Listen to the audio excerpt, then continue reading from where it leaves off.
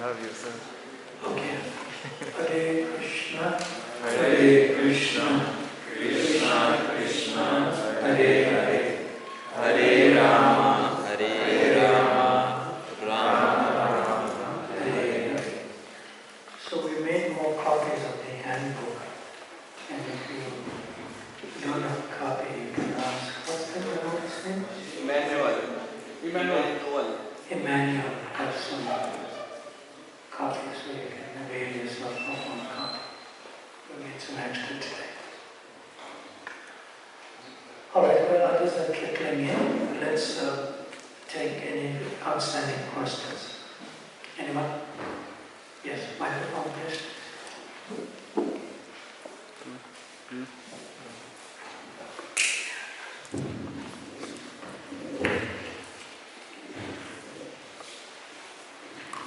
This one. Hare Krishna Maharaj. Yes. In selected rules and regulations for discussion, point number 2, one must touch the lotus feet of deity. When we go to the altar, and in case if we get a chance to touch the lotus feet of the deity, can we touch the lotus feet of Radha Rani as well, or no? Because we can't see, so we have to little bit. Who's the representative of Radha? Gauranga.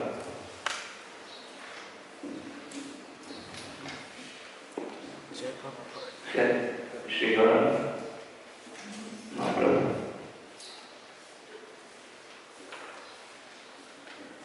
Shri Radhikama Davayorapara Madhurya-lila Gunarupanama Pratiksana Svadanalapasya Vande Guru Shri Charanavravita.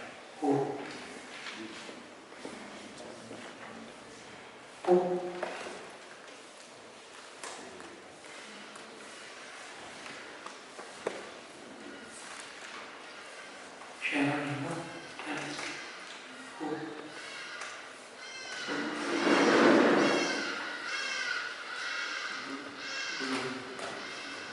Yes, Guru. Shiksha Gurus. You can touch their feet.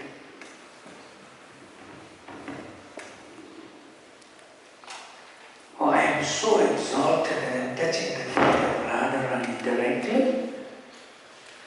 Not like that.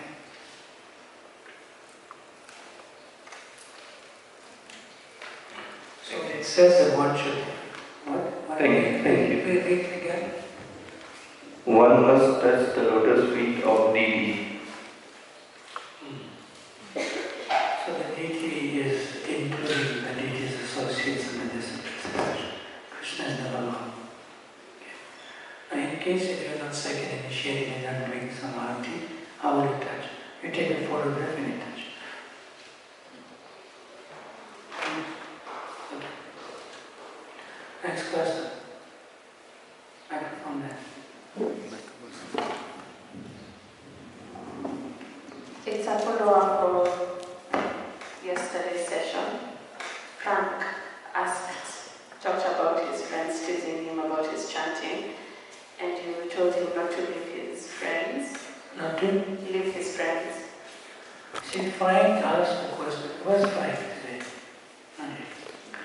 So Frank asked a question in relationship to his friends knowing that he's chanting and they may tease him.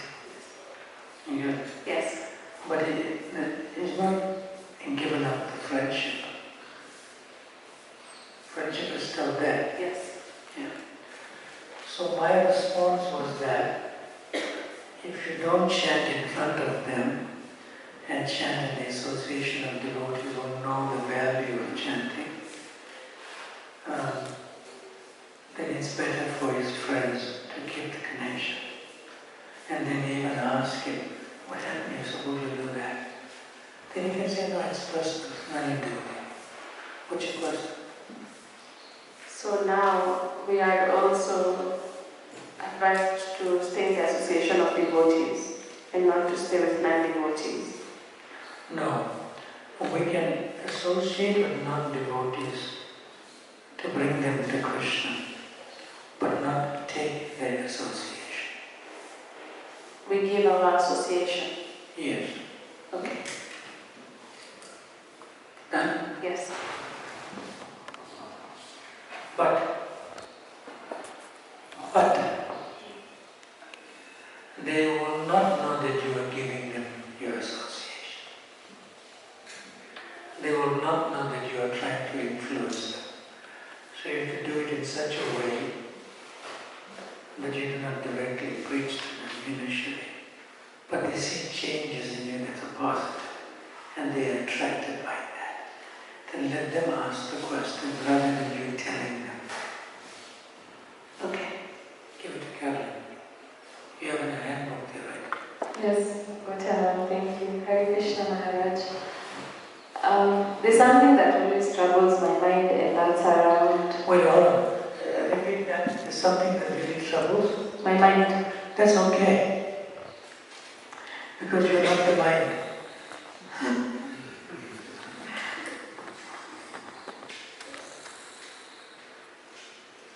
Shall I continue?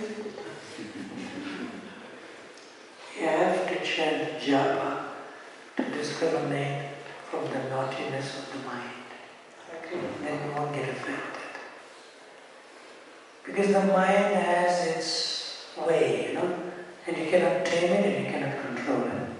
But what you know is, oh, that's the mind functioning like that, not me as the soul. Then most of your problems are solved. Now please continue with your question. Okay. So Maharaj, are devotees only in ISKCON or are devotees elsewhere? So there's a question I asked, who a devotee is, and I was told anyone who, when you see, reminds you of Krishna, right? And as you grow in devotional service, you are ultimately told we come to a place where we are samadashi, equal in vision, seeing everyone as the same and equal. So why is there always a distinction between devotees and non-devotees?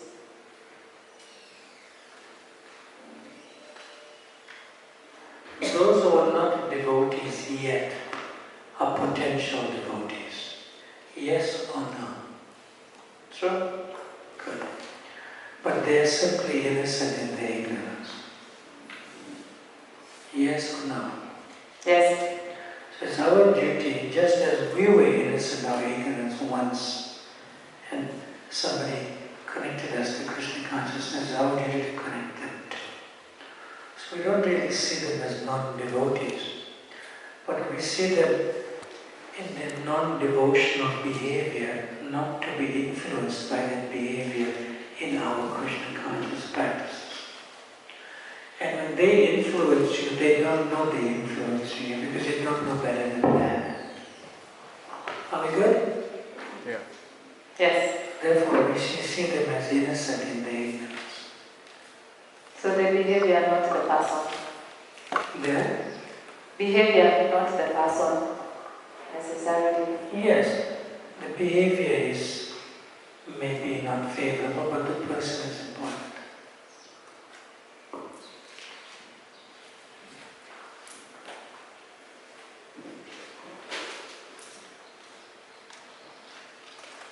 Set the microphone there. Do we have it?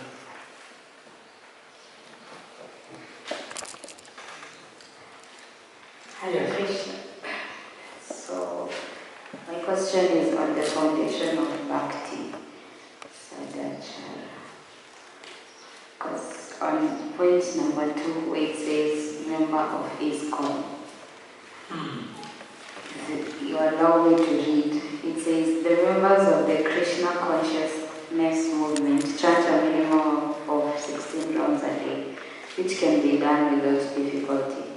And at the same time, they must preach the cult of Chaitanya Mahaprabhu according to the Gospel of the Bhagavad Gita as it is.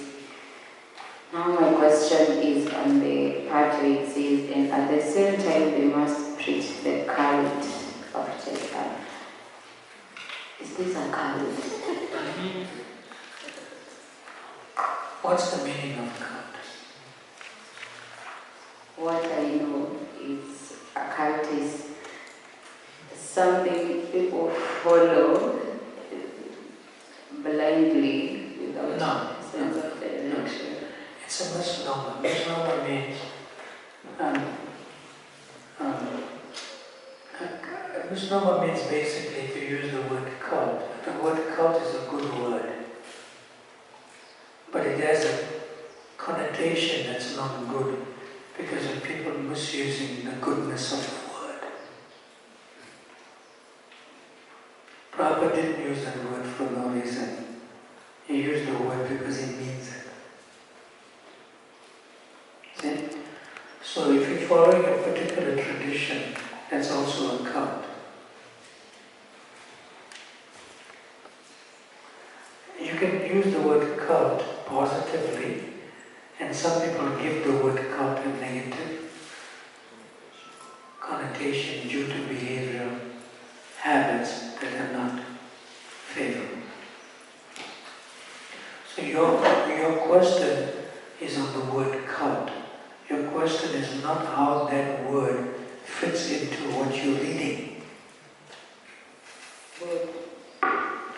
The cult of Chaitanya Mahaprabhu means the traditional life of a devotee in Krishna consciousness. So you are taking some communicative word that you feel is unfavorable in that translation or purport of what I have accepted for this discussion. That's not important.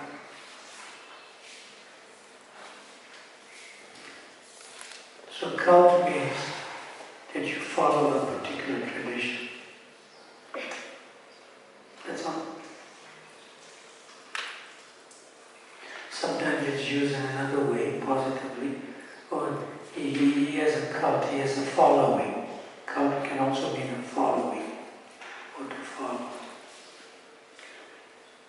Is that all right? It's not a bad word. People make it seem bad. That's all. Okay. You can look up the meaning. It's okay. Ellen, is that fine for now? Yes.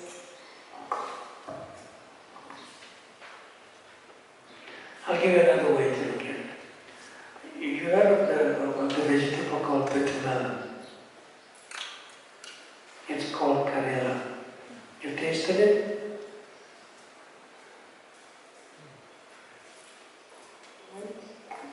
It's a bitter preparation. I'm not sure. Alright. You tasted any bitter food that's healthy? Like Lemons. lemon? Lemon is nice. It's not bitter. Or maybe there's bitter lemon. Okay. So, is something wrong with that? No. No. But it's not appealing to you. Most of the time. Yeah. So similarly, the word cult may not be appealing to you because it's misunderstood. See? Yeah. But bitter melon is very nourishing. It's actually helpful for the health. But if somebody has a different connotation, I don't like this word. It's like that. Is that okay? Yeah. One more question before we move ahead. Yes, in front of you. Hare Krishna Maharaj. Yes. My question is from this principal quality. We talked about the principal and marginal characteristics, and in the principal characteristics, we spoke about the association of devotees and attaining the taste of chanting. So, could you please explain how do we develop the taste for chanting? First it says association of devotees. Because they have taste, you'll get a taste to chant in the association of devotees. Okay? Taste means that you want more of something because you relish it. So then you continue to chant. That's taste. It's not that you have tasted in the past. It's not that you will be tasting in the future. It is in the ever-present. It's not material. The Hare Krishna Maha is a transcendental vibration that you are in it in the ever-present. That's taste. It's not that you have tasted, I'm over with it. It's not that I didn't taste it yet, I'm going to look forward to it. It's in the present. And the word taste for chanting the holy name indicates that when you chant, you hear your japa. So that's in the present. Is that okay? But most of the time, Maharaj, what happens when we chant, we don't... Who's we? I especially that. I don't get connect to what I'm doing, like the chanting. I know. If you don't chant to get taste,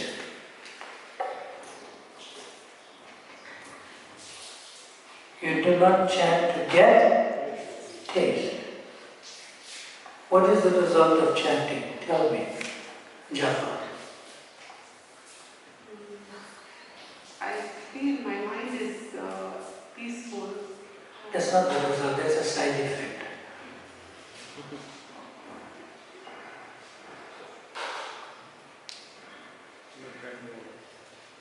What's that? You want to chant more. The result of chanting is to continue chanting. That is taste. So it's not that you have tasted and you're looking forward to taste, it's in the present. The result of chanting is more chanting. That is taste. It's in the ever present.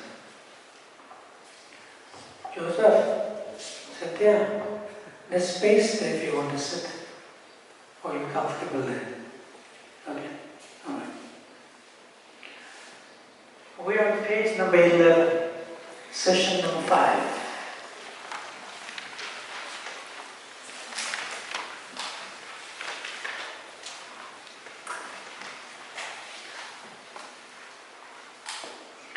Decorations and dress of a Vaishnava. Number 1, dress, first impression. Before even being introduced to a foreigner, one becomes acquainted with him through his dress, bodily features and behavior, and can thus understand his position. Chaitanya Mahaprabhu said, a first-class Vaishnava is he whose very presence makes others chant the holy name of Krishna.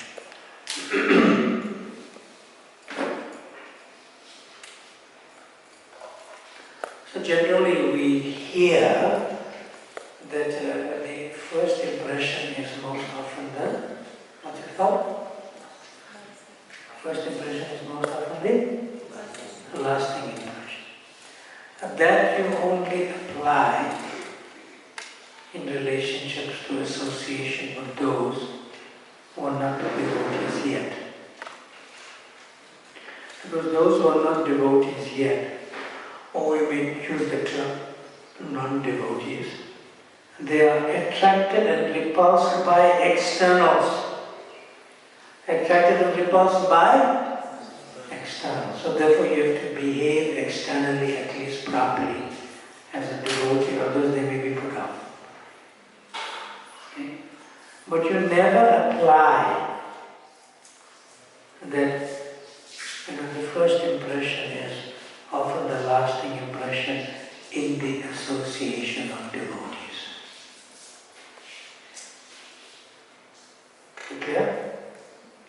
Because in the association of devotees, there may be different flavors of types of devotees, and then they may be attracted to more a particular type of devotee, and not that you're not attracted to the others, in a general sense you respect all devotees.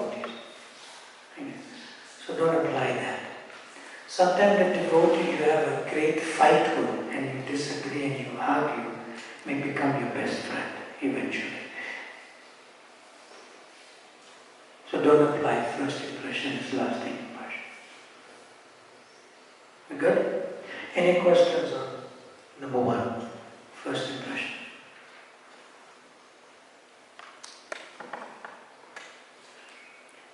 You say Yes. with devotee. You say with devotees we should not apply the first impression as a lasting impression, but with the non-devotees or those who are not yet devotees, we should apply the... Yes, because they are attracted initially and repulsed by external behavior.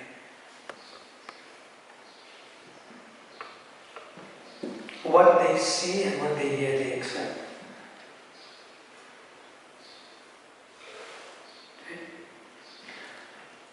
Like for example, your name is? Victor. Victor. So you don't know me, right? And I don't know you.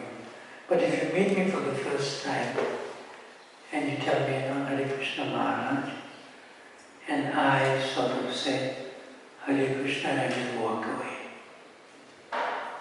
So you're thinking I'm ignoring you, right? That's your first impression, right? Yes.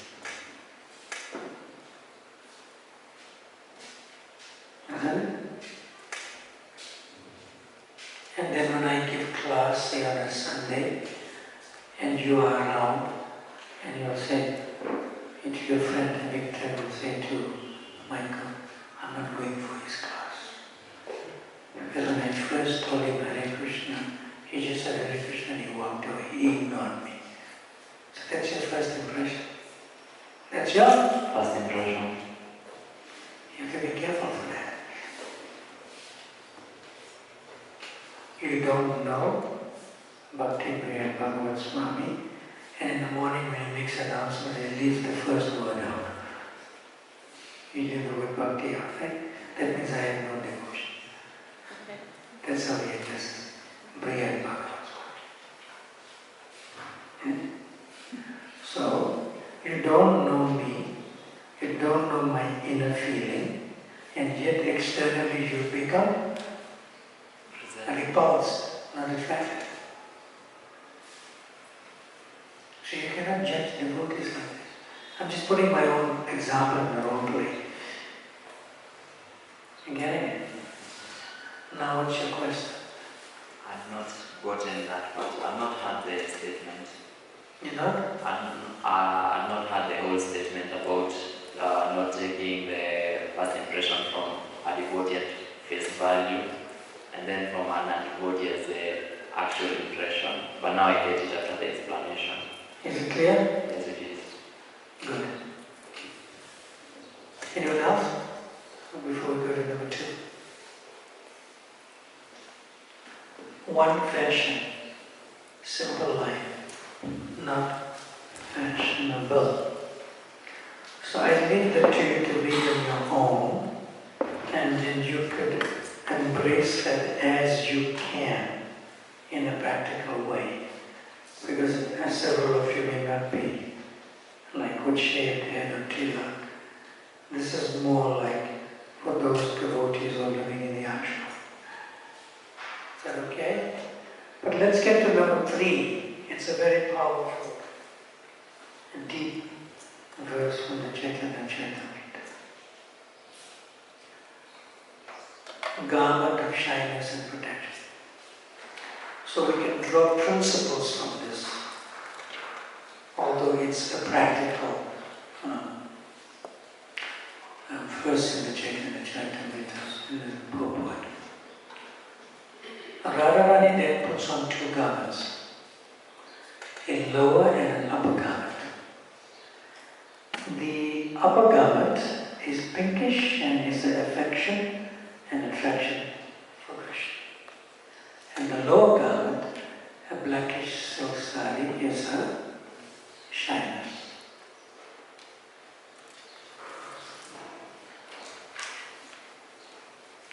So what does this mean? It indicates that You are not only what you eat. You know, they say the same, you are what you eat. You are also how you dress.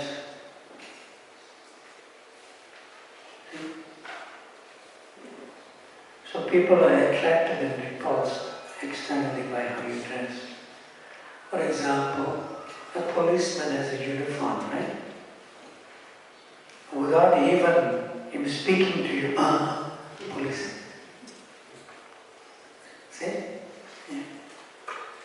So suddenly a doctor has a uniform. They may put on this white coat that's a little long to the knee, and they may have a stethoscope around. Oh, doctor. So people can recognize people by their dress, and people are attracted and repulsed by dress also. So not only you are what you eat, you are how you dress. So here the principle from Srimati Radharani, who was the best devotee of Krishna. Did? So Radharani dresses in such a way that it brings out her affection and attraction for Krishna.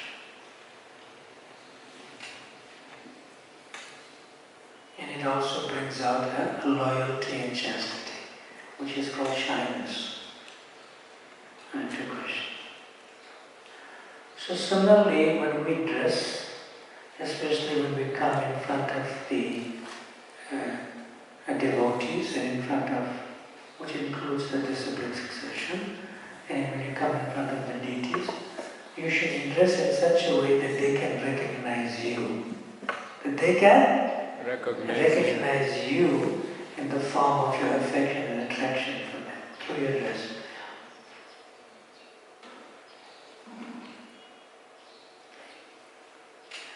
Like if you have an appointment with the president of Kenya, you can't just how you want to go, right? They'll tell you your code of dress. Yes or no? Yes. And they may even tell you the color to wear. So it's appropriate that you do this code of dress for some formality, and there's no like disparity in the relationship of meeting the president.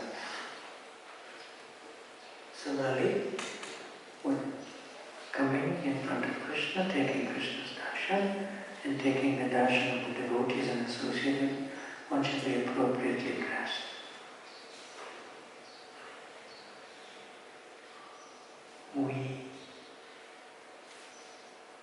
Okay? Page 12.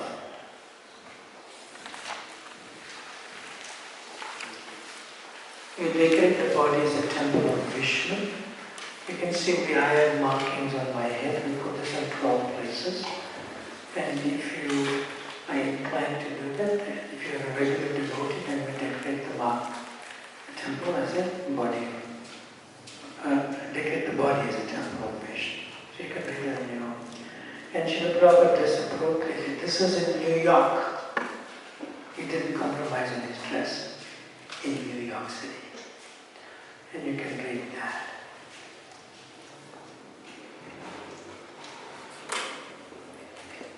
So I'll take questions now.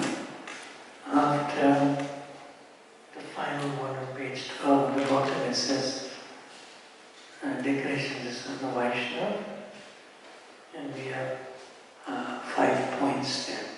So I'll just go over them quickly. It's also on the screen. You are how you dress, and I proved it in various ways. Without speaking, one can preach simply by one's decorations and dress. People are easily attracted and repulsed by externals. You're going to feel the garment? That woolen chador. What are you going to feel? Yes. Attraction. You feel Prabhupada's consciousness. The chador. You're not seeing chador, Prabhupada. He won us. It's on my head. Got it. So, this is called the Dhyana Samajana. The Dhyana, that means things that the devotees or items that are connected to Krishna, they take on the consciousness of service to Krishna. And you get purified just by touching the garment of the Chaitanya Prabhu. Oh, I'm touching this, I get purified. It's worshipable.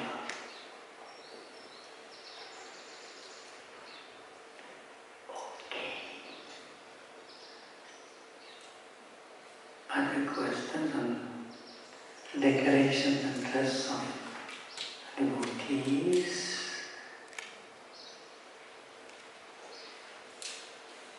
Yes. Microphone.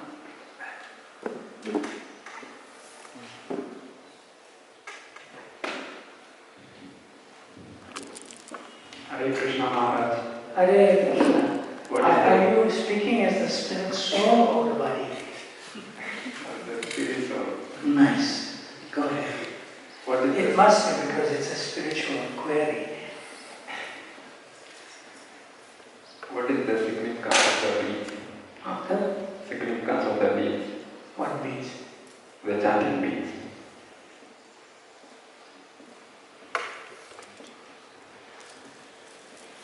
This one?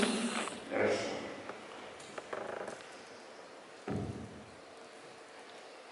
Can I ask you a question? Truly. You have a cell phone? Not really.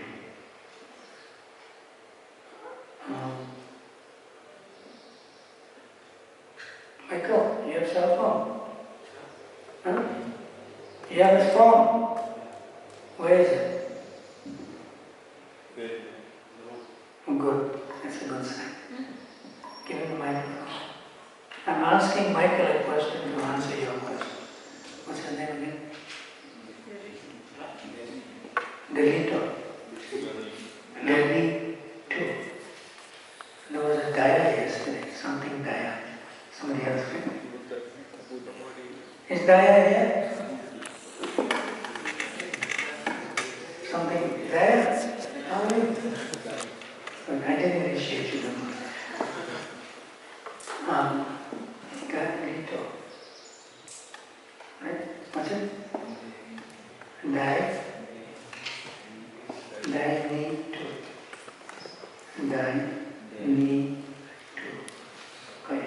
Okay? So Michael. Yes. What is the significance of your cell phone? I don't understand. Hmm? I don't got you right. I don't got you. You have a cell phone, you use it. Yes. Why do you use it? What is the significance of using a cell phone? Just communication. Communication. Yeah. Give him the microphone. Now what is the significance of chanting on beads?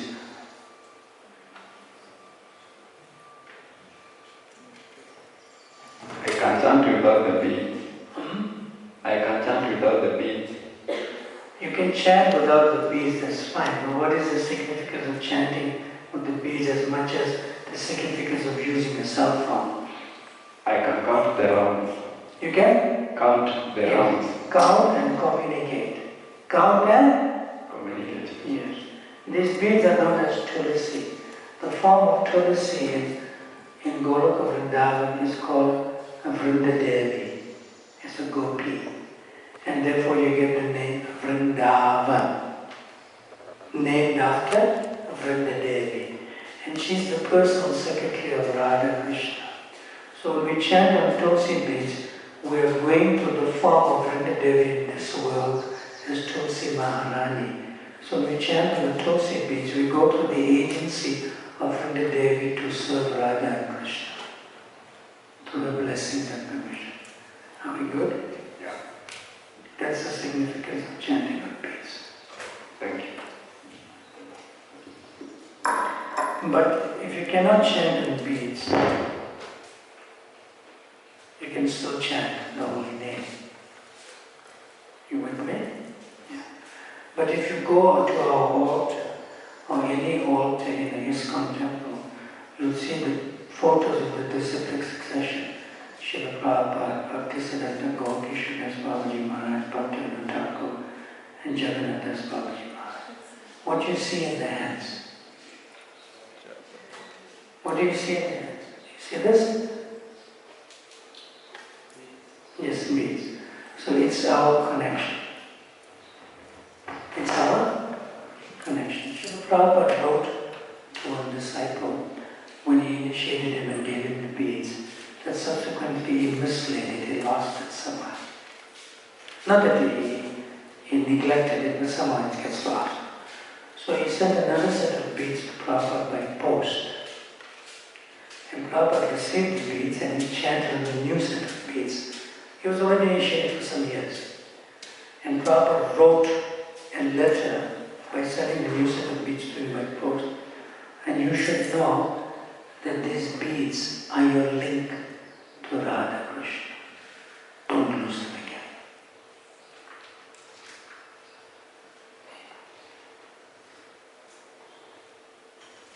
So for a devotee, when he loses his beads or bead bag, he can't find it. It may not be mislaid or someone stole it. A devotee, he becomes Bhagla. Where's my beads? Where's my beads? He becomes crazy. My beads. That means he's very attached to the beads. But some other persons, when they lose their cell phone, they become Bhagla. Oh, where's my cell phone? Where's my cell phone? See? So that's why I use the example of the cell phone. It's our medium of communication to transcendental sound, to enter into the association of Radha Krishna, through the mercy of Vrinda Devi with the fall in these two beads. We get it? One more question. Mata, you have hand up, are you putting... Okay. Yes, we'll take this question back. I need to get your name again, sorry. Samadashi. Samadashi. Yes. So my question is in relation to Japamala. I've heard that you shouldn't allow someone to touch your beads. And Now it's not a question of you shouldn't allow someone to touch your beads. How is that going to come about? What situation will arise where somebody is going to touch your beads? Answer that question.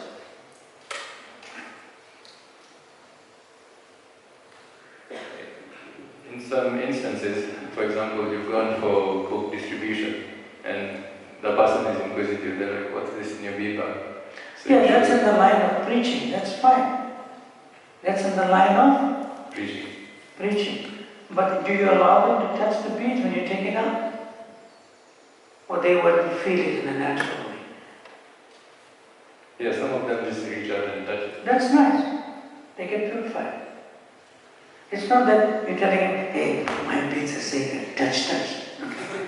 It's a natural response for them. It's sacred, can I just touch it, get some blessings? You should allow that.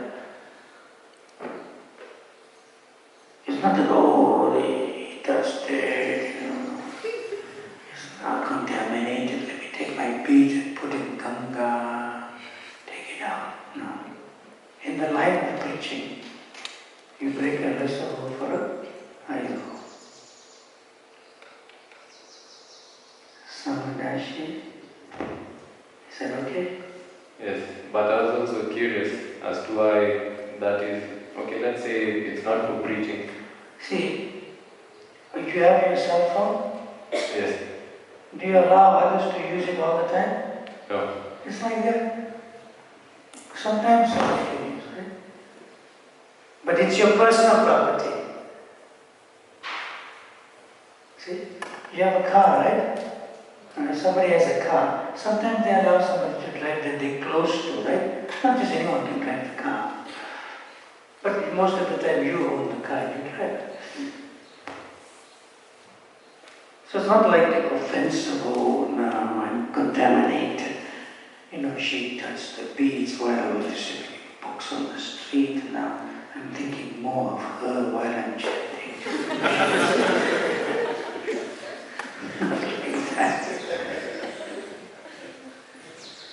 Samadashi, is that okay? Thank you, Maharaj. Hare Krishna, Hare Krishna, Krishna Krishna, Hare Hare, Hare Rama, Hare Rama, Rama Rama, Hare Hare. So give you a 15-minute break till 12:15. And some of us may chant some Gayatri Mantra. Shri Prabhupada, Ranta Vaishnava Vrinda ki Jai Go Premanande.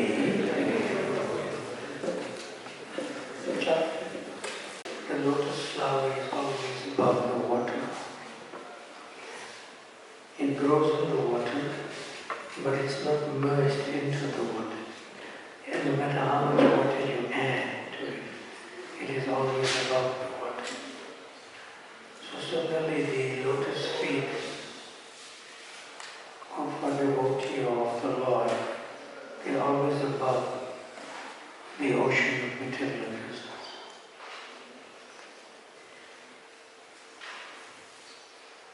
Transcendental.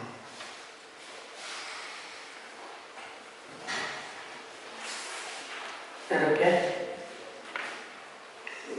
So we're entering into a most important lesson.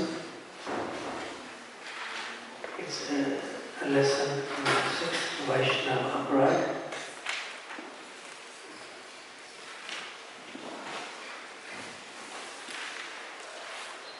Somebody move the projector.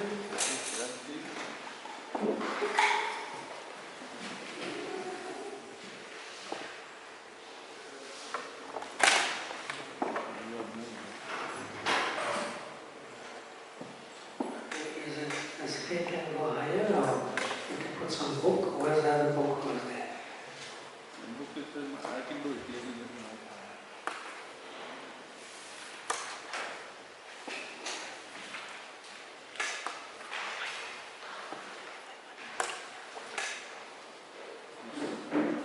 That's fine. So, in the word Vaishnava Aparad, as you see on the screen, the word apa can be divided into two parts, but it's not exactly according to Sanskrit phonetics, but just to give it a meaning. Apa means to deviate. Deviate is like coming from the word apa sampradaya. In other words, you don't follow the teachings, the bona fide teachings of the scriptures, then you use it to concoct a different meaning. That means you deviate. Apa. Radha means the eternal potency of Srimati Radharani. So when one commits or blasphemes or speaks ill words to another devotee, then one may not be under the protection of the internal potency, which is Srimati Radharani. It can be quite serious. Now, I'm going to give an analogy, and then you have to respond. We get a poor man's son, and the poor man's son commits a crime, and is tried by the judge, and is put in a prison cell, in the jail, for 5 years in prison. Then you get a rich man's son, who commits the same crime, But the justice system is above corruption and bribery.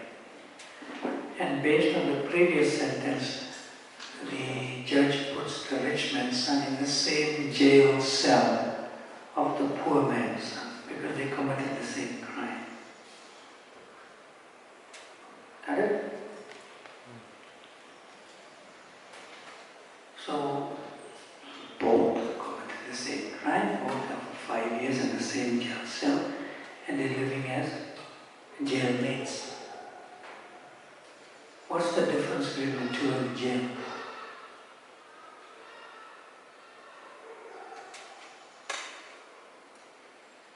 One is a poor man's son, one is a rich man's son in the jail.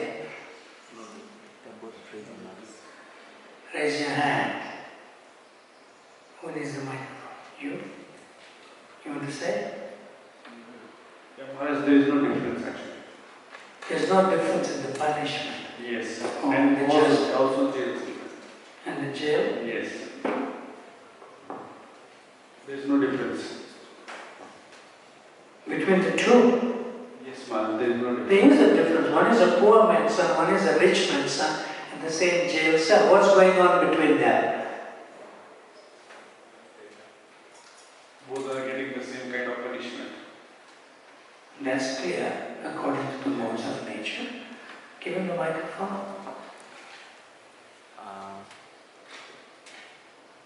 Both are prisoners. Yes, that's true also.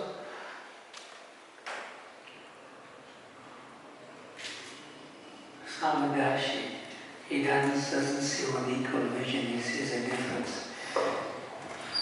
Come on. Okay, so according to my materialistic knowledge, even within prison cells there is hierarchy. Materialistic is no knowledge. So, Some ignorance. okay, but what I'm saying is, in some prison cells there are some people who get a little bit better treatment. Better? Yeah, Better what? treatment, No, this is equal punishment. equal. So my question to you, Samadashi, since you have the microphone, who is suffering more? Give him the microphone, the gentleman. And you keep it, he has a microphone. What's your The name? rich man is suffering more. The rich man's son, right? Yeah, because he's used to the high level facilities and right now he's getting low facilities, like not good facilities.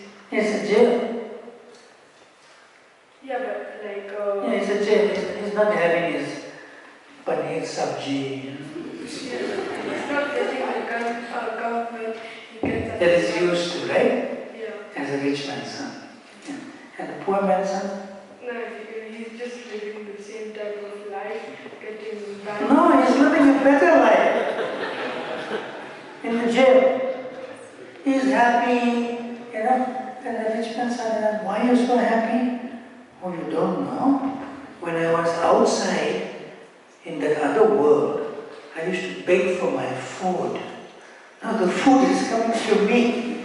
I'm so happy. Sometimes I don't have food to eat, but I'm getting food every day here. So who is suffering and who is enjoying in the jail? The poor man is enjoying, poor man's son is enjoying in his ignorance. Yes? Ignorance. And the rich man's son is suffering in his knowledge. So the rich man's son is compared to a devotee. And the poor man's son is compared to those who are not devotees yet, non-devotees. So when a devotee commits an offense to another devotee, the first thing the devotee loses is the association of devotees.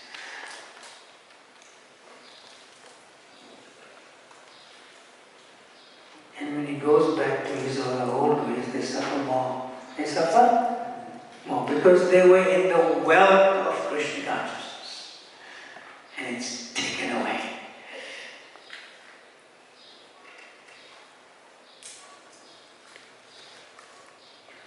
So therefore the rich man's suffering and the poor man's suffering is the same.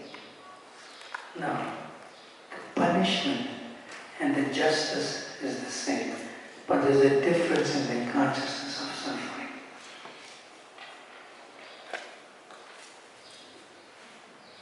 So Vaishnava aparad is not just aparad.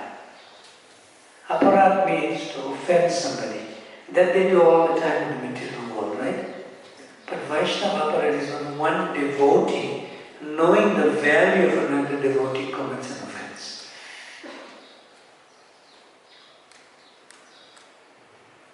And the reaction according to the modes of nature is like doubling in its suffering and pain.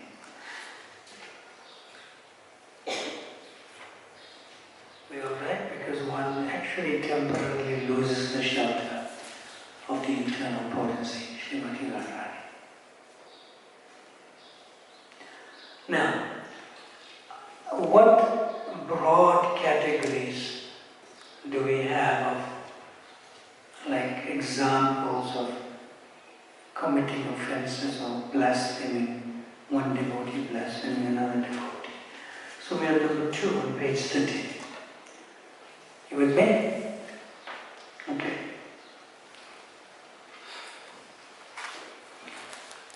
So anyone is a drama person here? I know Michael is. Michael, come.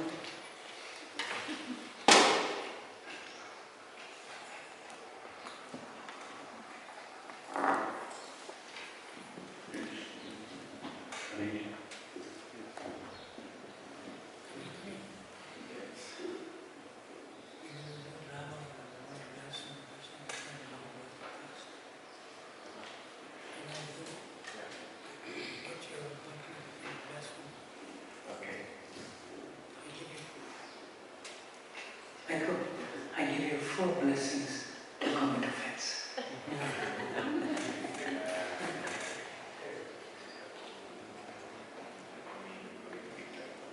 With that, you popular. No, you come in. No, you come for the drama. No, you come for the drama.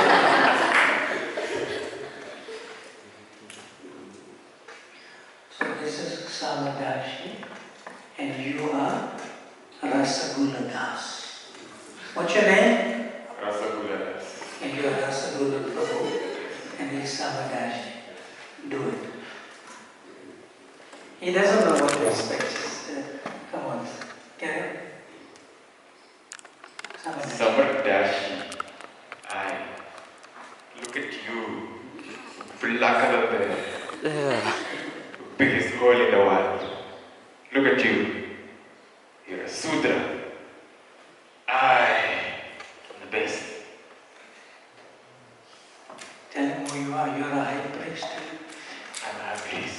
I'm a high priest. Look at you. Look at you.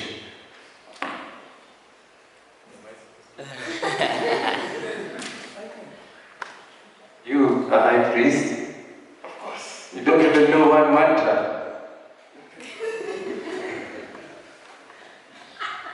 Let me show you.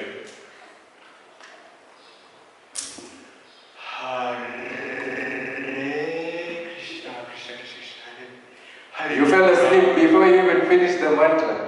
How can you be a priest?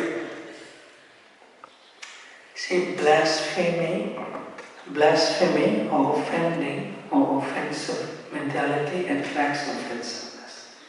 He's also going to say, see? So come away from the screen. No, stand there. This is the first one, the blasphemy of Vaishnava for his apparent low birth or caste. So he's thinking is higher caste, priestly class, and he's thinking is a lower caste. Getting it? That's blasphemy. Oh, you are an African. I am Indian. I am more pious than you. That's caste or low birth.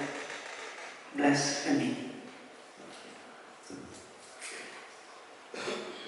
And then he says, his sutra and his brahmana is blessed.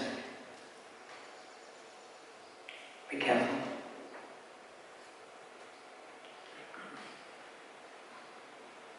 Come, both of you.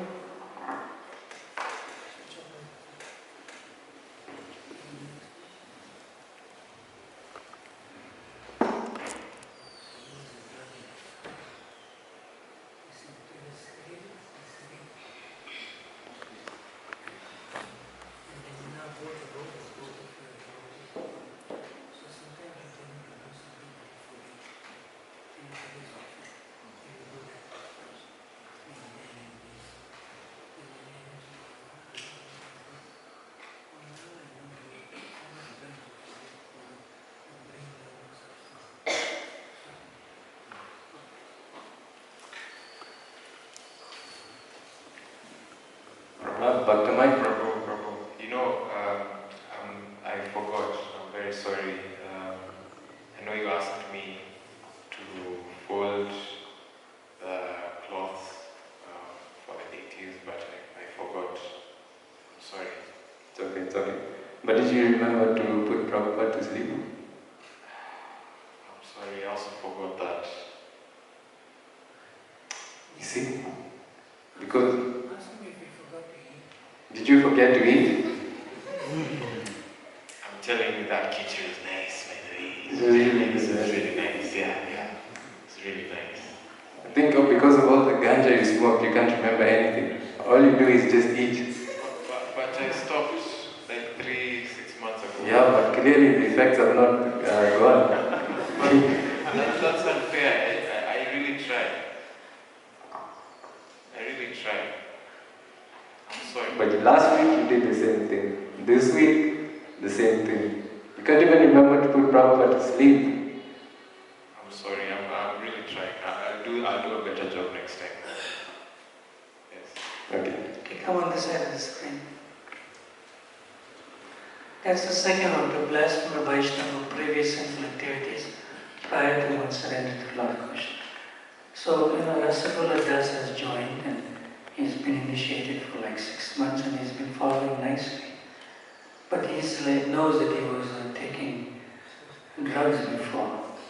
And now he's blaspheming him for previous sinful activities. Or what do you expect? You lose your brain? You got cow dung in your brain or something? You're forgetting this thing because of all your taking of these intoxicants and drugs. So that's blasphemy. Is finding fault with the devotee who is not properly situated. So like that, many examples. We good? Thank you. Let's chant for them.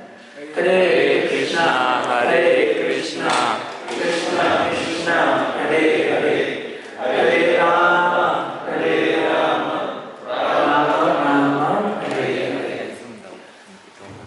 And then C, to blaspheme a Vaishnava for some unpremeditated, accidental fault. Okay. So, I'll give you an example. So there's a devotee, he's late now, he's passed on, but he was one of Prabhupada's early disciples. And Prabhupada gave him sannyas. And eventually, during Prabhupada's time, he left the sannyas ashram. So after some time of leaving the sannyas ashram and going back to like non-devotional activities in the material world, he came to see Srila Prabhupada and he had a big beard. So one of the senior devotees in that community recognized him. What are you doing here?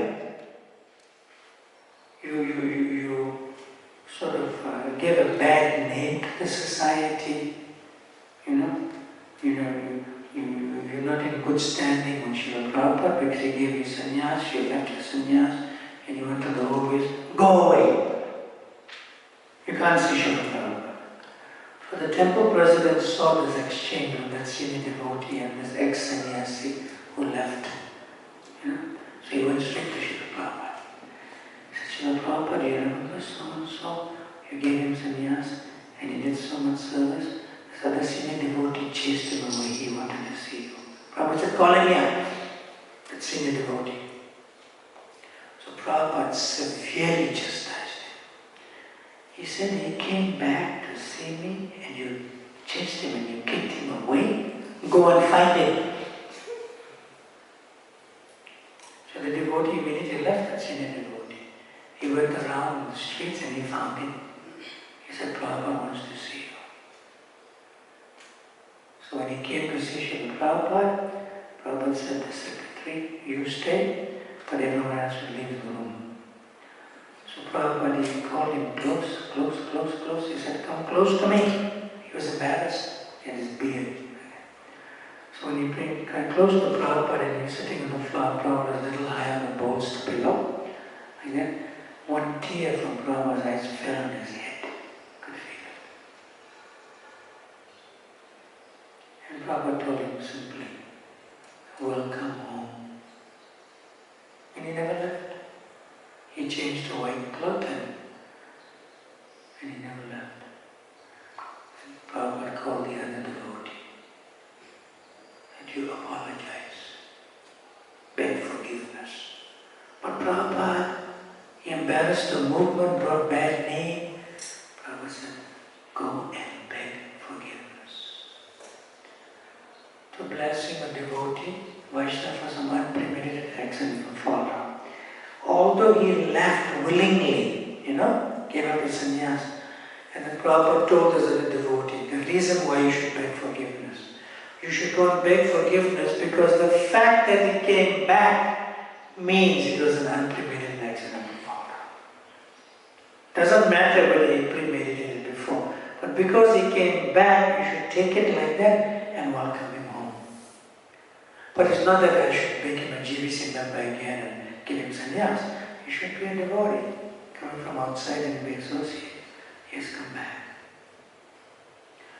So even if somebody leaves the association of devotees and go to their old ways, taking liquor or whatever, but if they come back, they're not allowed to stay in the temple, but still they are allowed to come and do some service and associate with devotees.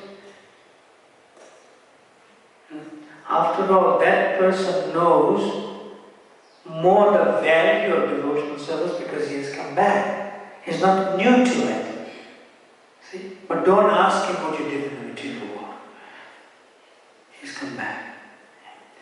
And how is that principle followed? Because we preach to new people to become devotees, right? And you know you're smoking cigarette, but now you know he's not smoking. Yeah, he's making improvement. So you don't ask new people what you did previously. Similarly, you shouldn't ask the devotee who temporarily left and came back what you did previously. But you cannot give him the same responsibilities. But allow him to be in the association of devotees. Not necessarily as to move into the temple. D. To blaspheme a Vaishnava for the last traces of his or her previous sins or faults that are almost rectified. Sometimes there's a habit, of a devotee. He used to do that, and the habit is still in devotional service. See? Still in devotional service. So I'll give you an example. So there's one devotee who joined. He used to be a thief. He was expert. He never got caught and never went to prison. Okay? But we know that the Prime Minister of that country was a bigger thief than him as being Prime Minister. But he was an actual thief, stealing things. And he also used to steal cars. So one time, one of our car keys, and in the old days you have keys, sometimes it's in the car and you lock the car finished. So they knew he used to steal cars also. So they called him. He opened the door. He's using his thief mentality of stealing cars before the service of the Lord. So we don't need to call a locksmith. Amen. So one time I saw him in the car park here of all our cars. So he's like, he's facing everyone, but his back is towards the door of the car, and he's scratching. Because he has tendency still to pick a lock. Because when you pick a lock of the car, you have to stay there and not looking, and you do that. So what you doing? He said, I have a habit. I said, now we have to send for a small panel printing this car, I said, no, I'll fix because I have a habit. So then we used to put a lock for the Mahaprasad, lock. And we don't know who was stealing it. But the lock is perfectly still in place. So I put on camera, CCTV, and we got it. I said, how do you do that? He said, you put any lock, I'll open.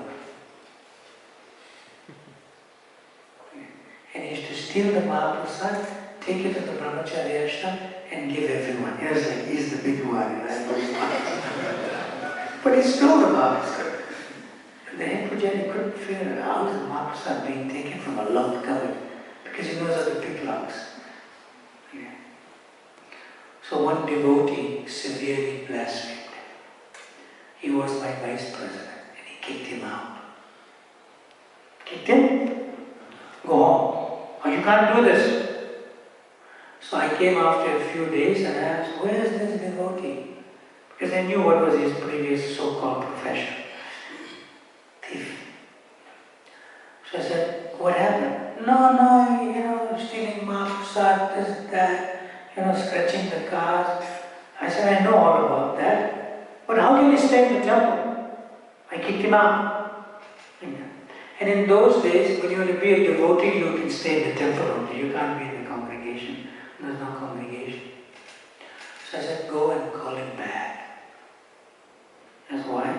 I said, you have blasphemed him for the last traces of his or her previous sins of falsehood are almost rectified.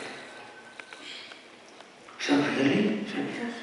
He still has the tendency, but it's not a fault. It's not a fault. Right. So when he came back, then I said, he's working under you. So he said, but what service will he do? I said, since you're in charge of the DD Seva, he's in charge of Mahaprasad. And he's in charge of our cars. The fleet. So why? Because he knows how to steal cars, let him be in charge. See? And he knows how to steal Mahaprasad. From now, no one will steal Mahaprasad and no one will steal cars. He knows how to catch them. He's experienced. See? From that time, Mahaprasad was never stolen because he's in charge. So you can use that tendency in certain ways to give them the appropriate service. It's almost rectified. Just giving one example to understand, not to blaspheme. We may correct and we may resituate them outside the temple, but do not ignore or neglect them not to be connected to devotional service. Any questions on these 4 kinds of blaspheming or Vaishnava?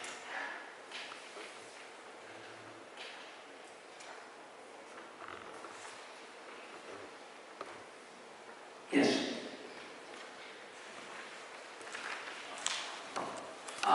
Sometime back, a devotee told me that you are breaking the norm. We're discussing issues of behavior, not people. Oh, it's about this. But you broke the norm.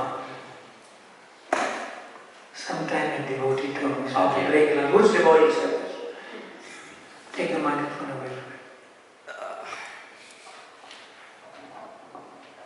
Everyone chant Hare Krishna, Hare Hare, Hare Rama, Hare Rama, Rama Rama, Hare Hare. Now give him the microphone back. Now rephrase your question by following the norm. We are discussing issues of behavior, not people. I'm glad you made the mistake. Oh, let's. What's those 2 words you start with? Anyone? What? Yeah, say. We speak in the future. Okay. For instance, can I use those two words? Say, what if, for instance? Say, what if, for instance, yes. I look at you and think, oh, I want to give Maharaj some offering and not get the chance to do it, yeah? And then, another instance, I look at you and think, oh, this Maharaj is so boring. So boring. Boring. Yeah. Yes. So in those two instances, okay. The first instance, I've thought about doing something good, yeah, some good service. Yes. The second instance, I've offended, but through my mind, yeah. Now,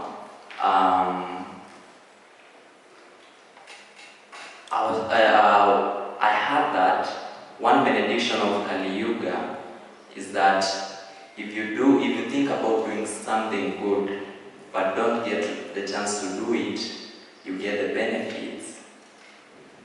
But if you think about doing something good, but don't get the chance to do it, you get the benefits.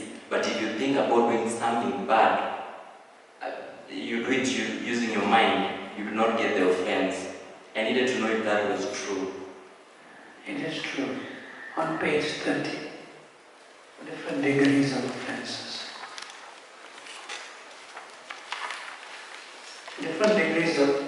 Different offenses are progressively greater in degree. This is number one. An offense committed within the mind and intellect is a positive offense. Positive means that when you think negatively, you don't get a reaction, therefore it's positive. The same offense committed verbally is comparatively more grave, you'll get a reaction. And when committed by bodily action, corporal is superlative and consciousness. So the discount in the Kali Yuga is that if you think something bad about somebody, you don't get a reaction. But you have to purify that thought. Not as you can get into words or physical behavior. That's fine. Thank you, Maharaj.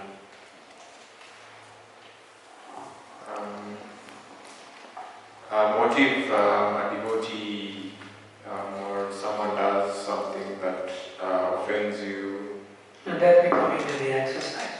Yeah. We should also have Caroline for her question yesterday. Okay. I'm beginning that now. Page 14.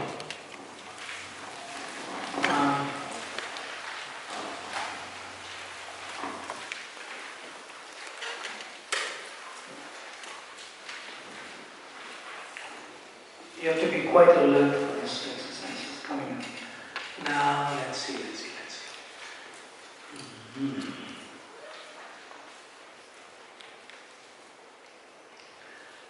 Pass the microphone there to Geet.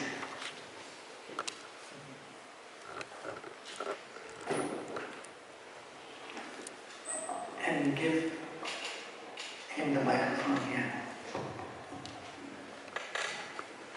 What's your name? Breathe.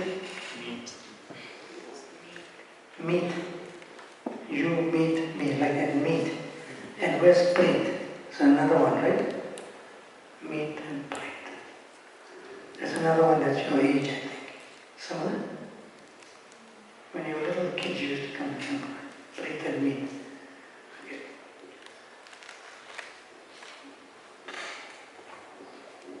We're on page 14. Read. What? Vaishnava blood is more sinful than material. Hold the microphone close. The conclusion is that if Krishna consciousness is covered by material sins, one can eliminate the sins simply by chanting the Hare Krishna mantra. Stop. If you break one of the four regular principles, meat eating, intoxication, gambling, illicit activity, then you don't get a reaction if you continue to chant Hare Krishna. That's what it says. Still try to stick to chanting, and you'll become purified of the reaction, But at the same time you'll do it less and less and less and then almost to nil. Continue to read. But if one pollutes his Krishna consciousness by offending a Brahmana or a Vaishnava, one cannot revive it until one properly atones for the sin by pleasing the offended Vaishnava or Brahmana. This was the course that Durvasa Muni had to follow, for he surrendered unto Maharaj Amrish. A Vaishnava Prat cannot be atoned for by any means other than by begging the pardon of the offended Vaishnava. In other words, if you commit an offense to a devotee, and when you're a devotee, but you're offending another devotee, you cannot feel that if you continue to chant Hare Krishna, the reaction to that offense will be nullified. No. Even if you chant 1 billion names of Hare Krishna Mahamantra, still it won't. You must go and beg for forgiveness. Give the microphone to the next person. Read. If anyone offends a sadhu or sadhvi in a moment of delusion and madness, one must fall at the sadhu's or sadhvi's feet and repent bitterly. Weeping and fully of contrition, one must beg forgiveness. One should declare oneself a fallen wretch in need of a Vaishnava's grace. Now read the next question. It's in your books, now you have to start writing, everyone. Read the question. What should I do if I realize that I have offended a devotee? Tell us in not more than 3 words. Apologize.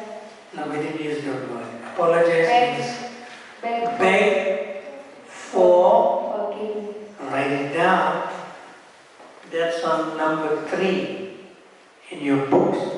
On page 14, beg for forgiveness.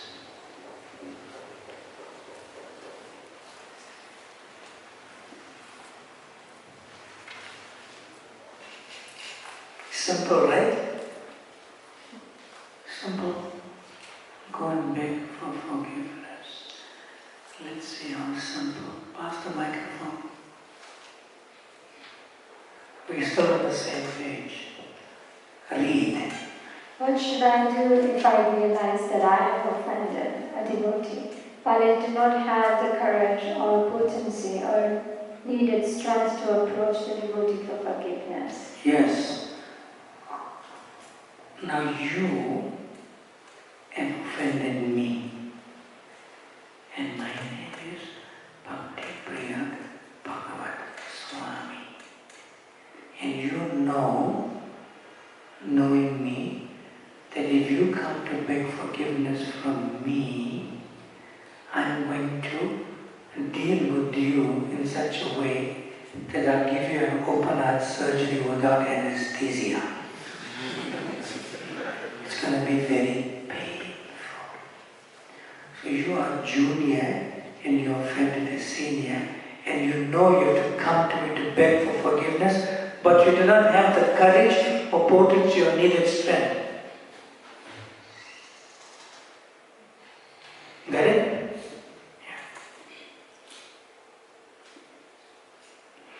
Yeah. And I am a disciple. Meet. And Rama, you're not my disciple. So Meet is my disciple, and his name is Mukunda Das. I gave him that name. Okay, Mukunda? No, this is Rama. Don't say it. So I am his guru, and I'm intoxicated with the position of guru. He is my disciple, and I have offended him. I know I have offended him and have brought some depression and stress in his life. I know I have to beg forgiveness, but I can't do it. I don't have the courage and potency to do it because I'm his guru. I'm intoxicated with this position, so I can't bring myself to do it. I need help from senior to junior. Okay? Sharon, who's your friend? Who? Kalindi. Kalindi. Shalini, sounds like Kalindi. Shalini, Kalindi. Okay, Kalindi is your friend. And your name is? Sharon. Okay. So now, Shalini. So now, you're friends, you're equal age, you're joined together, you'll argue, fight with each other. But you know you offended her, and you know according to the scriptures, you need to beg forgiveness. Why? How can I beg forgiveness of Shalini? She's my friend. I helped her with university work, and sometimes, I used to take her around. So she's my friend. How can I beg for? She's my friend. So you discount it like that. But you know you have to beg forgiveness. But you can't do it. Courage and potency is not there. Okay? So you're amongst equals. Junior to senior, senior to junior, and amongst equals. You have the microphone? You know you offended me, right? In the drama. Say yes. Yes. Yes. So now, what should you do to get the courage and potency to come to me and beg forgiveness as a pre-step? You know eventually you have to beg for, but you're not ready yet. How can you prepare yourself? Maybe I can approach another senior devotee. Yes, write down number 1. You have many lines there, but don't go one line after another because it's a big list coming up. From all of you, not from me. It's a big list. Number 1, approach senior devotees. It could be Diksha Guru, Shiksha Guru, Temple President, regional, like senior devotees. I have to go to Maharaj and beg, I'm afraid. What should I do? Pre-step, approach senior devotees. In the same line, if you have space, write down number 2, because you're going to get a long list.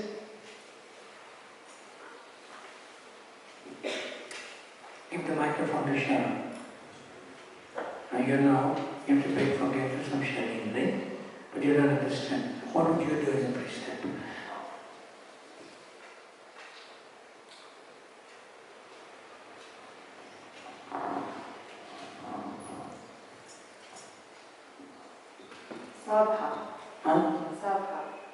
Yes, serve the devotee you offended, you'll get closer. Nice. Don't give me details of what service. It's a general, serve the devotee number 2. Wonderful.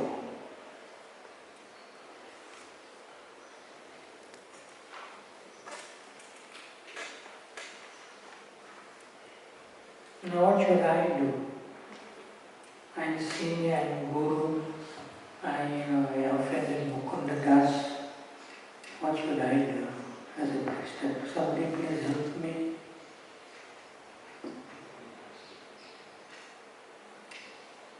Yes, he's helping me. Ask another disciple to beg forgiveness or to... No, I am the one to do that. What pre-step I should do? How can I get closer to my disciple Mukunda Das and eventually beg forgiveness? Microphone behind you. The one with the mukut, mukut. And Call him to help you in the seva you have. yes, in other words, if I'm doing some service, I'll say, you come and serve with me so I get closer. Right? So, what should we write? Try to be close. Associate with him. You're giving more detail in what Sharon said. Serve the devotee you offended. I should not engage him in my service, I should serve him. So maybe when I'm taking prasadam, it says, please come, you take some remnants and serve him. So the same point, but you're giving some detail. What are the ways? We have how many ways so far? 3 ways, right? 2 ways, not this third one. The third one is a detail of what Sharon said. Leave it open now. In any situation, friend to friend, junior to senior, senior to junior, whatever. Microphone. Say loud. Praise the devotee. Yes, glorify the devotee. If she can glorify me to come closer, Sharon can glorify a friend, and I can glorify my disciple to come closer. Glorify the devotee. Nice.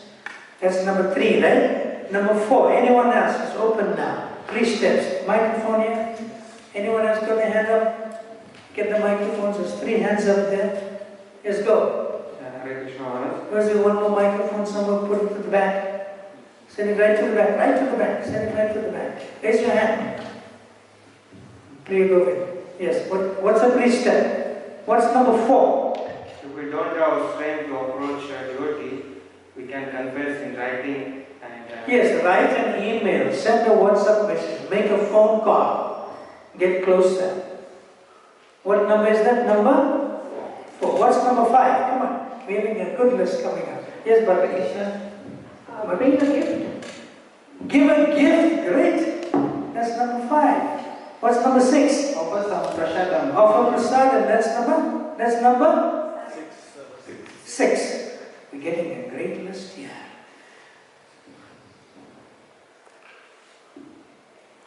Give him the microphone.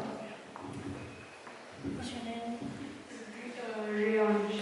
Riyansh. Call them over to your house and serve them. I always think your name is like Vansh, you know, like Vansha Kalpatra or like a conscious. I always forget his name, Riyansh. Vansh. Okay, Riyansh. Call them to your house and serve them at your house. You're giving a detail about serving the devotee. I don't want. It's good you're giving more detail about that point previously. That's nice. Microphone? There's 1, 2, 3 hands, one behind you. Yes, go ahead. Riyansh, I got it right now. Read. You must think of something else. Be more thoughtful. Some new point. Right? We'll get to you now. Yes. Probably just pay obeisances, hugging them. Yes, practice begging forgiveness from a distance. You know, you see them in the corner, you just offer away from it. Then you'll get closer. Practice begging forgiveness by offering obeisances. Good? What number is that? 7. Number 7. We're having a great list here. Hey, who's put the hand up? Sharon, take the microphone. Come on. And then we pass the microphone there. Chant extra rounds, but it's you get more courage to go and beg forgiveness. Not that it's over, but chant extra rounds of japa. Or engage in kirtan. Go to kirtan. You can chant extra rounds or chant the holy name in japa or kirtan. Nice. What number was that? Number 8. Great. What's number 9? Yes, next to you. Give some tip. Give some? Tip. Dakshina. He's saying give him some dakshina, some donation. Okay. Is that like giving some prasad or giving a gift in the form of dakshina? Ask him. Is like giving a gift or giving a prasad is also like giving dakshina? Is that okay? Yes or no? Yes. See, sometimes when you give a dakshina in the form of money, it's like, oh, you're bribing me. So convert that dakshina into something like prasad or gift. Is that okay? So we already covered that.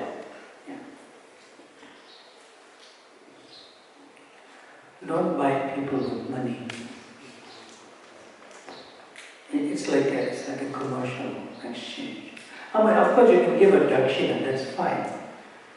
That's fine, you can give that also. But it's not that somebody should be influenced and you're giving them money. That's so therefore just keep it to the gift and prasad. Next. How many ways we have so far? 5. We have 8 ways. Look at this list. What's number 9? Microphone, please. Hey, give microphone.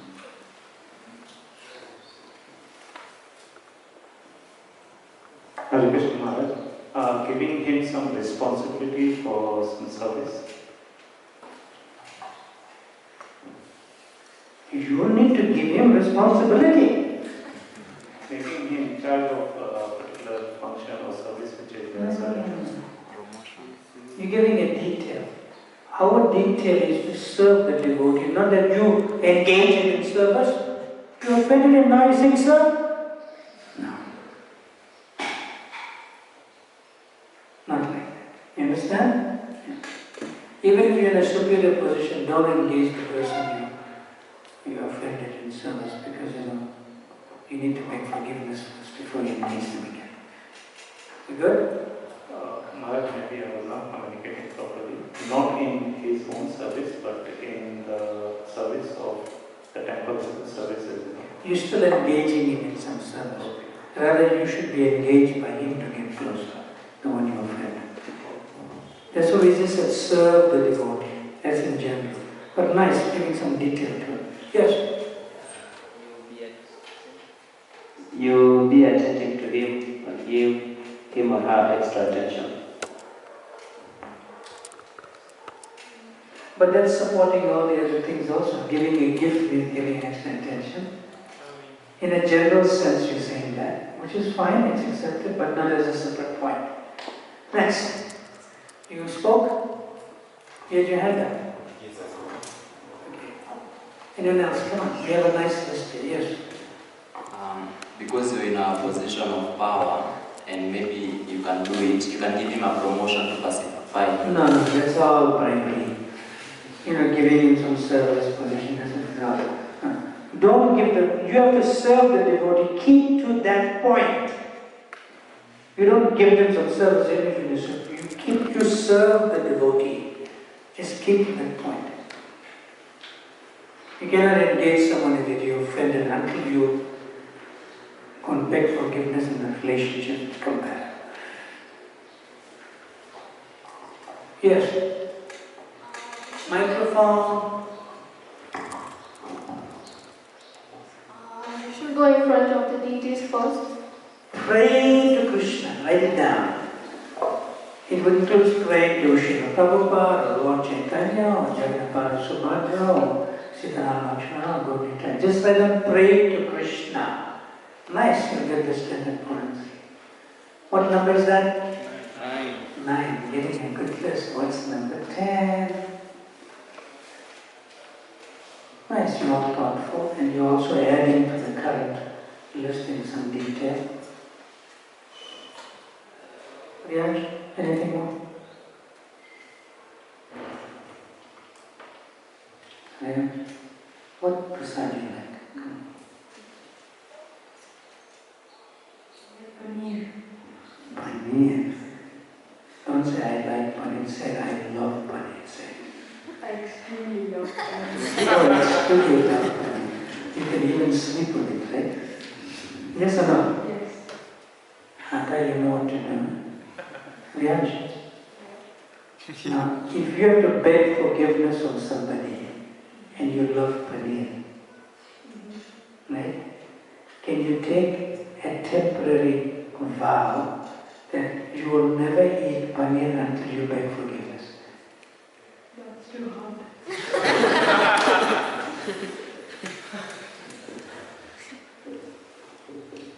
So what's the point I'm trying to make? You perform some Krishna conscious tapasya until you beg forgiveness, you can give up that tapasya. Like for him, tapasya means no paneer. It's like you take that vow, I'm not going to eat paneer until I can beg for forgiveness. So the point is here, that's an example which I got out of him now. Did you perform some Krishna conscious austerity?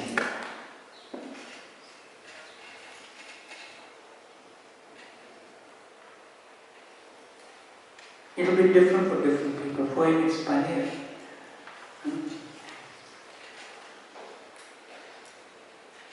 Then you know, after you beg forgiveness, you can have a full feast of paneer every day for the rest of your life.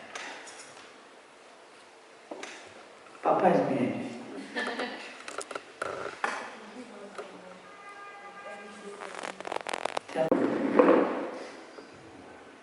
Say, Mama, yes, huh? Shall it be hard for her? It will be hard for you to make paneer every day. No, it will be easy for her until you take the vow. It's easy for her if you take the vow, I will never eat paneer. So she doesn't make paneer, it's easy for her. First you have to beg forgiveness, right? Sit. Perform some Krishna conscious austerity. It's different for different persons. Yes, Prabhu. What number was that? 11 now. Number? 10. Nice. Yes. Seek strength from Shastra. Huh? Seek strength from Shastra. Read the scriptures about begging forgiveness. You'll get the courage. Yes. Nice.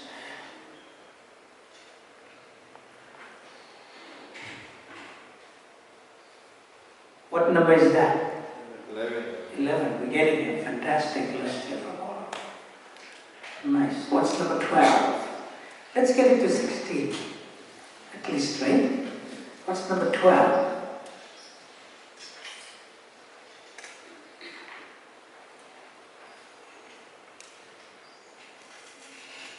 Come on, you're nice and tough. Yes, yes, number 12. A precept. Come on.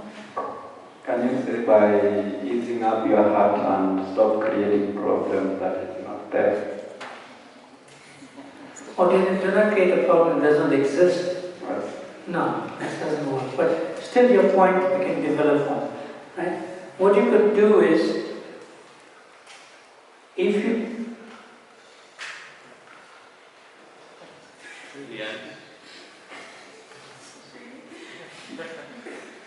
please pay attention.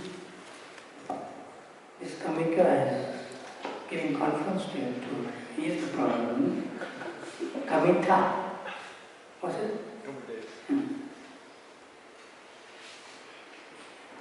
Let's focus on what you said. Right? Now, I'll ask you a question. Where's the microphone? Yeah.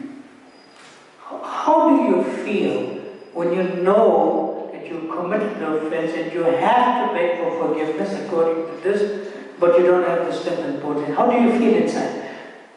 Bad. Who said bad? I'm asking you. How do you feel? Somehow, unless a person. What? Feel what? I can't get the word. Unless a person. Less? Less what? You feel inferior. Oh, that's good to feel inferior if you do something that you're supposed to do but you cannot do it yet now. Yeah. And somebody said you feel bad, right? Yeah. So now write this point. I'm taking it out from your discussion. What number? 12. You must burn in the fire of your lamentation. You're not able to do this. Then you'll get the strength. Burn in the fire of your own lamentation. I'm supposed to do this, but I don't understand. Please help me. Burn. Cry out. That's number? In other words, it's good to feel bad. It's good to feel, and you'll be able to improve. You'll get the potency.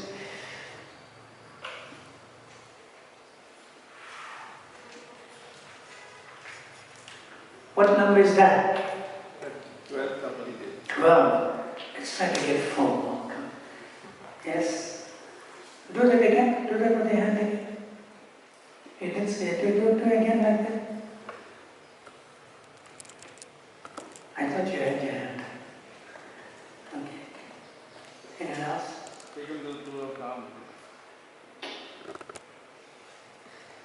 Give him the microphone. What did you say?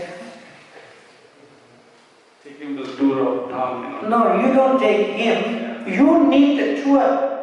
You need to go on parikrama. You need to purify. So why not go on parikrama? Don't take the person to offend. You need it. Go on parikrama. He gets strength. What number is that? 13. Number? See how conditioned we are? We're thinking we should engage them, take them on. You need to change to bring forgiveness. What number is that? 13. Number? 13. Yeah, we have a good list. 14, 15, 16. 3 more. Come on. Yes. Microphone. We repeat the same activity offenselessly until the satisfaction of the devotee. That means serving the devotee. You're giving more detail. Nice. You're adding more detail, but we need a completely separate point. I'll give you one. This is, nobody really thinks of this, but I'll give you one. Write it down. What number? 14. Simply give it some time. Let some time go. And you'll get the potency. Give it some time.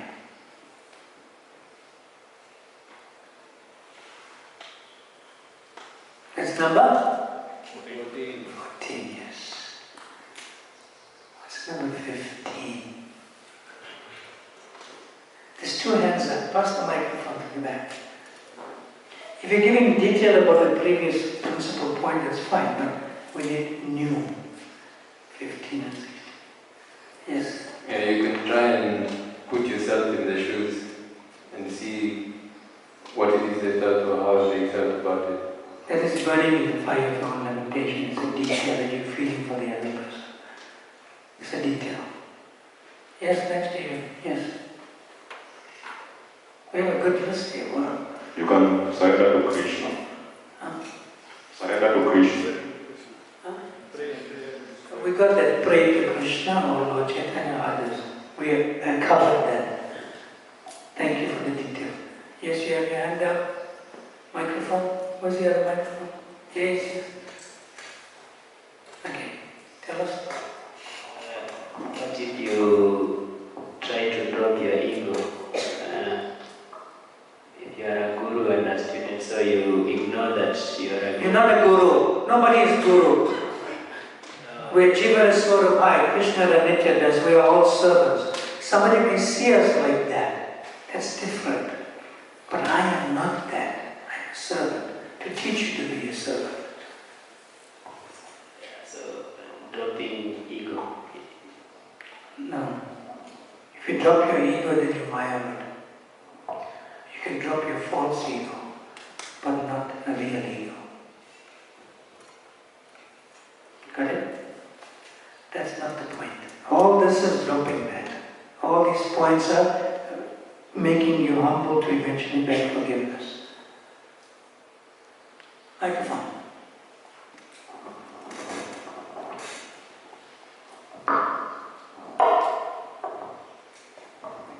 And engage with the devotee who may have offended them before to understand how they represent this issue. You have to engage them.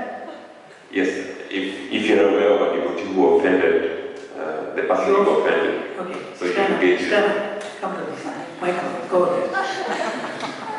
Take the microphone. Stand on both sides of the screen. Okay. Now,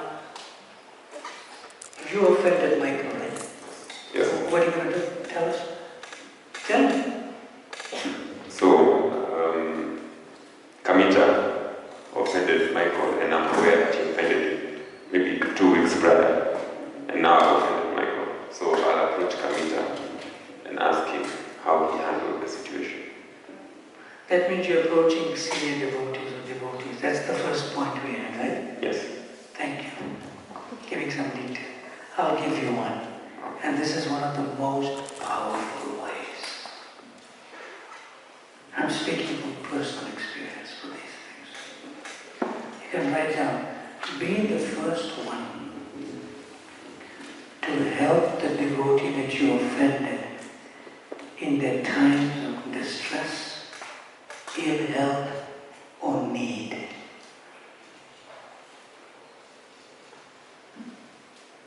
Be the first one there to help the devotee you offended. Because you cannot get forgiveness immediately, right? But you are there, they're in hospital, or they need some basic food, clothing and shelter, or they are distressed or depressed. Be the first one there to give support. You'll come close. Very powerful way. That's number 15.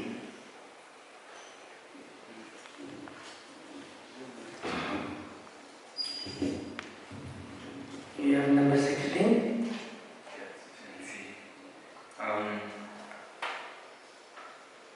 The question says, I don't have the potency to approach the devotee for forgiveness.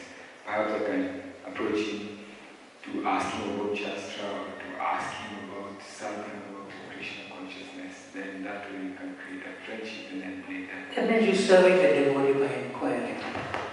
Now let me give you number 16, which you all missed. It's another powerful way. You approach your own friend, or approach a friend of the devotee that you offended. It's easier. Did you write that down? We wrote approach senior devotees, right? But we didn't write friend. You approach your own friend or approach a friend of the devotee you offended. Powerful thing to do. That's number 16. We have a very nice list. The sadhana is ready to be served. Servers are there. I start on time and I complete early. I have one question which you can start with the next lesson. You're going to ask the question now or the next session? I ask now, so you can answer this. Give him microphone. Go in the prayer from over there. Hare Krishna. Yes. So, Maharaj, my question is on more gossip and fault finding, because most of the offenses that are committed are based on gossip. We don't have, hardly you find people going and attacking someone. It happens, but very rarely. But many people are always different ways and types of offenses. So the basic form of offense is gossip. The worst form of offense is Vaishnava Brhat. There's a gradation there. See? The basic form of offense is prajalpa. Prajalpa means loose talk or gossip. But the worst form of offense within the gossip is Vaishnava Brhat. Within the gossip itself. But that we discussed in the previous part of this. Here we're going to an exercise for making forgiveness. We haven't completed, we're just almost halfway through that. And we will continue with this exercise for this nice, important lesson at 4:30 p.m. So now it's time to honor prasadam. And what time are you going to meet me? After 3 hours? After prasadam and some break. And some transcendental gossip amongst yourselves. Govinda Prabhu, be ready for 7? Same place at the bottom? Yeah. I have one more request.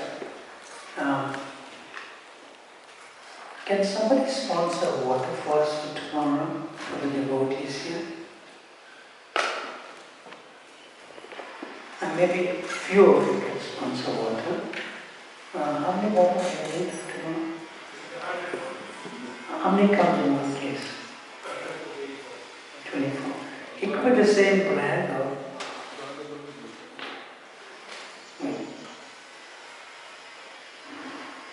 It could be the same brand or something. So can you bring it tomorrow morning? Okay. So there's 3 hands up. What's 3? Did you have your hand up, Ramadhan? No, for water. You had your hand up, yes or no? I think. Did you have your hand up when I requested? No. Okay, the 2 of you, right? So 100 bottles. How many in one case? 24. That's 48. So like 5. So between the two of you, somebody, you don't buy half and anything. Somebody can buy the whole lot and you can sort out the Lakshmi. You know each other? Yes. You know each other. But who's going to deliver it tomorrow? You bring it. So you sort it out. So thank you for sponsoring the one. Is this brand okay or I don't know? Huh? That's fine. This is not half a liter. This is. Can you get 500 ml? So we got the water sponsor. Thank you very much. That's it. Prayer there. Prasad again. You can say it there. Srila Prabhupada ki. Lunch Prasad ki. And we look forward to seeing you at 4:25. Hare Krishna.